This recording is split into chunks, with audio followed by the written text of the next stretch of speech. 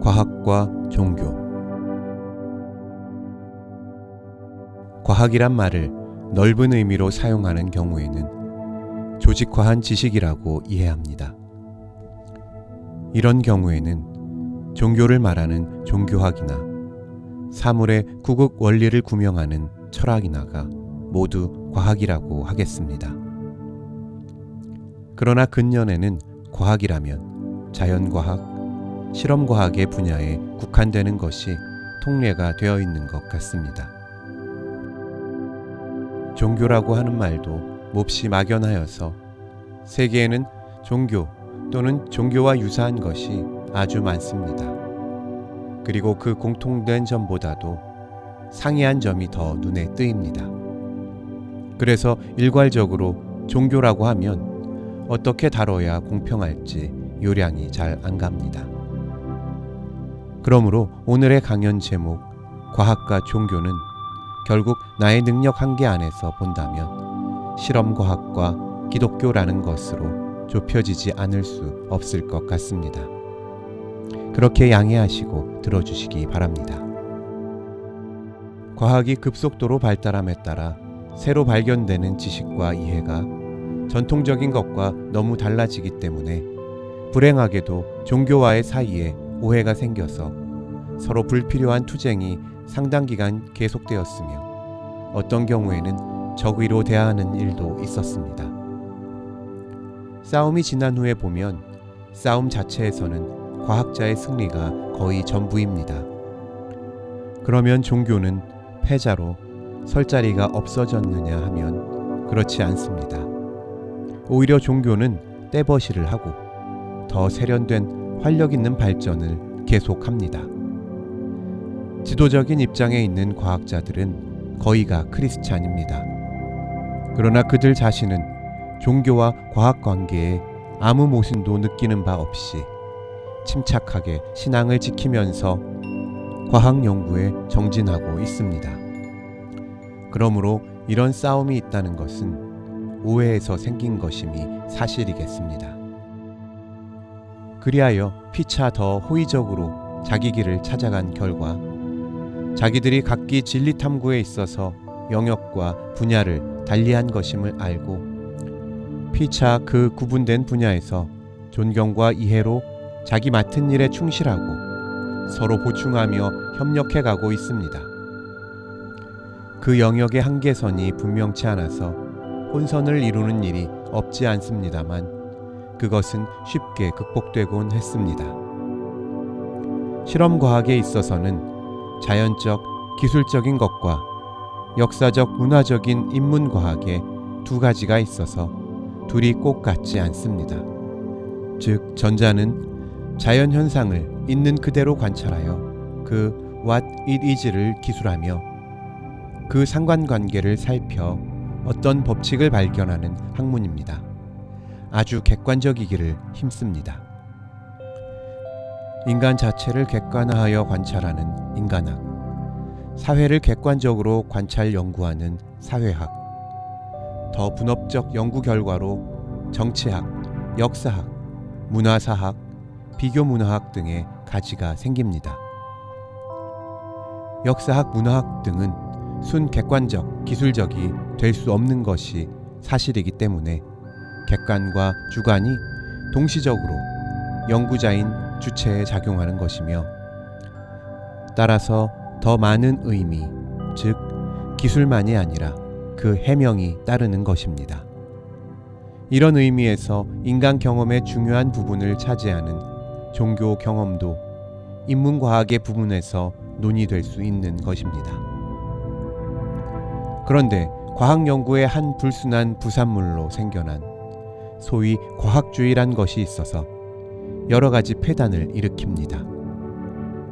이 과학주의의 정체를 들춰보면 물질만이 실제요, 감각을 통한 인식만이 신빙할 만한 것이라는 인식론적 독단이 횡행하는 사실입니다. 객관적인 것만이 객관적일수록 더 리얼하다는 생각입니다. 그것은 유물론, 감각 문화에 인간을 몰아넣습니다. 여기에는 물론 일리가 있습니다. 그러나 그것은 결국 현상만이 실제라는 것이어서 과학의 대상이 될 수 있는 현상계가 그대로 코우절 그라운드라는 말과 같은 것입니다. 따라서 현상과 원인과를 혼동한 표현이며 형이상학적 실제를 직접 어프리핸드 하기는 불가능하다는 말이겠습니다. 우리는 다만 현상만을 안다. 현상의 배후에 있는 원인과 실체는 센스 퍼셉션을 완전히 배제한다. 그러므로 과학이 실험적인 한 그것이 현상계를 취급하는 이상의 역할을 담당할 수가 없다. 과학은 코우절 그라운드와 관계될 수 없다. 그것은 순전히 기술적일 밖에 없다고 단언하는 것입니다.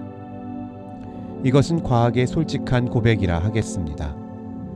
그런데 과학이 철학을 대행하려는 데서 과학주의, 즉 사이언티즘이 생겨났습니다.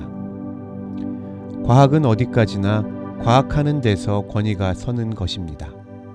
그것이 철학의 영역을 침범하면 조잡한 유물론의 곱새치기밖에 못할 것이 아닐까 합니다. 그것은 자기 파멸을 가져올 것입니다. 순수 철학이 정치 철학, 역사 철학 등의 분야로 갈라지는 것 같이 과학 철학으로 등장할 수 있겠습니다만 그것이 아예 철학을 먹어버리려고 든다면 큰 오산이 아닐 수 없습니다. 사물의 원인, 실체, 목적 등은 철학이나 종교에 맡겨야 합니다. 물론 여기에는 아직도 미해결의 미묘한 문제들이 남아 있습니다. 소위 원인과 결과의 법칙이란 것이 명확하게 드러나지 않는다는 것이 현대과학의 새로운 주장이라고 합니다. 그것은 변화의 법칙일 것뿐이라는 것입니다. Way of Change일 것뿐이라고 합니다. 그리고 기술적이란 것과 해명적이란 것도 그 한계가 명백하지 않다는 것입니다. 다시 말한다면 처음에 시작할 때에는 표면에 나타난 현상을 보고 그것이 전부인 것 같이 기술했었지만 차츰 깊이 파고 들어가면 더 깊은 사실을 대상으로 그 현상을 기술 설명할 밖에 없다는 그 자체가 현상학 정립의 난제란 것입니다. 그런 의미에서 사실 자연과학은 그 연구 능력이 깊어질수록 자연 철학으로 상승하게 됩니다. 물질적인 데서 더 많이 정신적인 데로, 사실의 세계에서 가치의 세계로 발전하게 되며 그 순례 과정에서 더 많은 구체성, 사실성을 인식하게 된다고 하겠습니다. 화이트헤드의 Science and the Modern World는 그런 각도에서 저술된 철학이라고 볼 수 있겠습니다. 종교는 인간이 인간 이상의 신과 관계짓는 것으로서 인간은 인간이 갈 수 있는 한계선까지 가고 거기서 신의 계시를 기대하는 자세인 것이며 신이 인간에게 오셔서 자기를 계시하시고 인간이 믿음으로 그 계시를 받아들여 그 뜻에 순종하는 삶에서 종교는 성립되는 것입니다. 그것은 인격적인 결단에 의한 것이요 기계적인 반사작용이 아닙니다. 종교는 인간 활동의 어느 한 부분만에 관여하는 것이 아니고 전 인간과 전 우주의 창조주이신 하느님과의 관계에서 자기를 보며 역사를 보는 것입니다. 극히 창시적이며 극히 포괄적입니다. 동시에 극도로 퍼스널한 것이어서 어느 다른 인간이나 다른 물건의 개입을 불허하는 것입니다. 하느님과 내가 만나는 지성소에서 그 거룩한 만유주와 사귀는 신비를 품고 있습니다.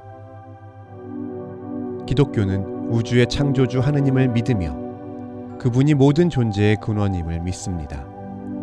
과학은 물의 세계에서 시작합니다. 철학은 인간의 이성의 빛을 따라 탐구합니다. 종교는 하느님으로부터 시작하여 하느님 안에서 살다가 하느님께로 돌아가는 것입니다. 그 기능은 신앙과 행위를 통하여 구현됩니다. 하느님이 없다면 인간도 우주도 시간도 없다는 것입니다. 인간은 하느님의 형상으로 지어진 만물의 영장으로서 사랑과 공의로 만물을 다스리며 하느님과 인간을 사랑과 정의로 봉사해야 한다는 것입니다. 이제 결론적으로 자연과학과 기독교와의 접촉면을 정리해 보렵니다. 우주는 통일된 법칙 아래에 있습니다. 코스모스요, 카오스가 아닙니다. 상호 의존하는 통일입니다. 유니버스요, 멀티버스가 아닙니다. 그렇지 않다면 과학은 불가능할 것입니다. 우주의 질서는 이중입니다. 이즈와 비커밍입니다. 지금 있는 것으로 끝난 것이 아니라 아직도 만들어지고 있는 것입니다.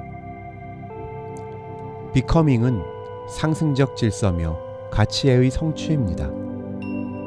양적인 증감은 없으나 질적, 가치적인 것은 날로 성취되어 갑니다. 기계적이 아니라 인격적입니다. 목적성이 있습니다. 방향을 가지고 있습니다. 관계를 가지고 있습니다. 어떤 목적을 향하여 진행되고 있습니다. 맹목적인 충동이 아닙니다. 오거나이저가 있습니다.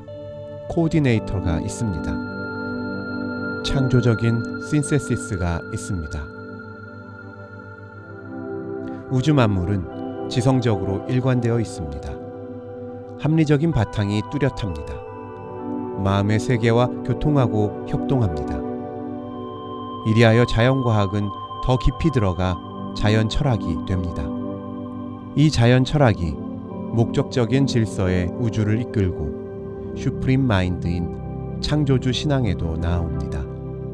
종교회의 접근입니다.